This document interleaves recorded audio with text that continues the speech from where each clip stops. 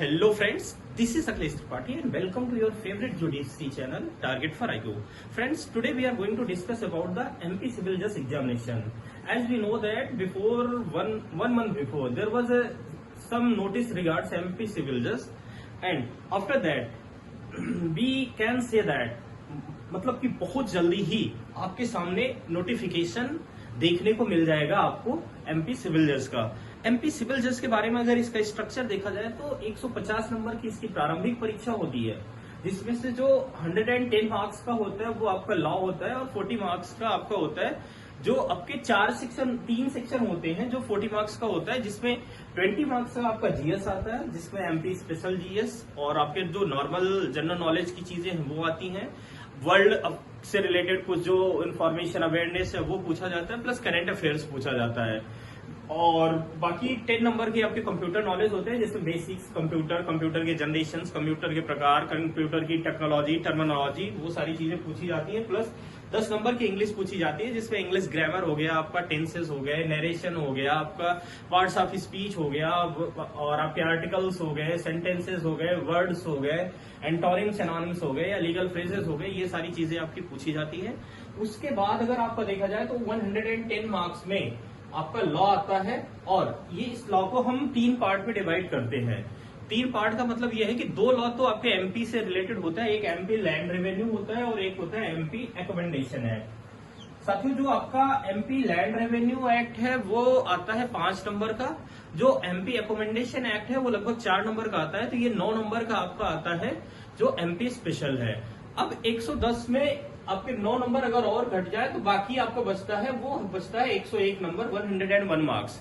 101 marks में आपके total आपको 10 लॉ पढ़ने हैं, जिसमें से 7 मेजर लॉ हैं, 3 माइनर लॉ हैं छोटे छोटे।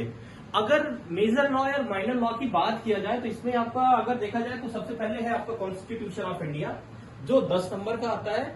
इसमें आपको कॉन्स्टिट्यूशन से रिलेटेड आर्टिकल्स हैं, जो इलस्ट्रेशन है, प्रोवाइजो है, या फिर पॉलिटिकल सिस्टम से रिलेटेड कुछ चीजें, प्लस इसमें लैंडमार्क केसेस, रिसेंट केसेस, वो सारी चीजें पूछी जाती हैं आपका कॉन्स्टिट्यूशन ऑफ इंडिया में। फिर आपका सीपीसी आता है, civil procedure code. Civil procedure code की भी आपकी बड़ी भूमिका है और मेजर पोर्शन है, यहाँ से लगभग 15 मार्क्स के आते हैं प्रश्न। उसके बाद में आपका इंडियन कॉन्ट्रैक्ट एक्ट है, जिसमें से 8 नंबर के प्रश्न पूछे जाते हैं। फिर आपका है ट्रांसफर ऑफ प्रॉपर्टी एक्ट, जहां से 7 नंबर का आता है। फिर आपका एक माइनर है एसआरए, स्पेसिफिक रिलीफ एक्ट, जो आपका 8 नंबर का आता है। एसआरए की भूमिका काफी महत्वपूर्ण होती है एमपी के एग्जामिनेशन में। फिर आपका लिमिटेशन एक्ट है 6 नंबर का। फिर आपका एक मेजर लॉ आता है जो इंडियन पिनल कोड है 1860, यानी भारतीय दंड संहिता, ये आपका 15 नंबर का आता है। फिर आपका क्रिमिनल प्रोसीजर कोड यानी सीआरपीसी आता है 15 नंबर का। फिर आपका एविडेंस आता है 15 नंबर का। तो ये 3 और 4 ये ऐसे हैं जो 15-15 नंबर के आते हैं। आपका सीपीसी, आईपीसी, सीआरपीसी और एविडेंस 60 नंबर का, तो यही रहता है आपका एविडेंस एक्ट। उसके बाद में आपका एक आता है नेगोशिएबल इंस्ट्रूमेंट एक्ट, ये 5 नंबर का है। इस तरह से देखिए, ये 2 मैं पहले से बता चुका था। तो ये 7 मेजर लॉ, 3 माइनर लॉ, आपका एक स्पेसिफिक रिलीफ एक्ट, एक आपका नेगोशिएबल एक्ट और एक लिमिटेशन एक्ट, ये कुल मिला के लगभग 110 नंबर का आता है। और टारगेट फॉर आईक्यू के द्वारा आपके चैनल अब एमपी बैच लॉन्च किया गया है, जो मेरे द्वारा खुद पढ़ाया जाएगा। और इसमें मैं आप लोगों को पूरे major law, minor law, MP का special law, plus computer, English, general knowledge, सारी चीजें मेरे द्वारा ही पढ़ाई जाएंगी। आपको इसमें लाइव क्लासेस मिलेंगी, रिकॉर्डेड क्लासेस मिलेंगी, प्लस आपको डाउट सेशन के लिए डाउट सेशन कन्वर्सेशन होगा, वो भी करा जाएगा। आपको प्रॉपर पीडीएफ नोट्स मिलेंगे, प्रीवियस ईयर क्वेश्चंस मिलेंगे, प्रैक्टिस पेपर मिलेगा, प्रॉपर नोट्स भी दी जाएगी।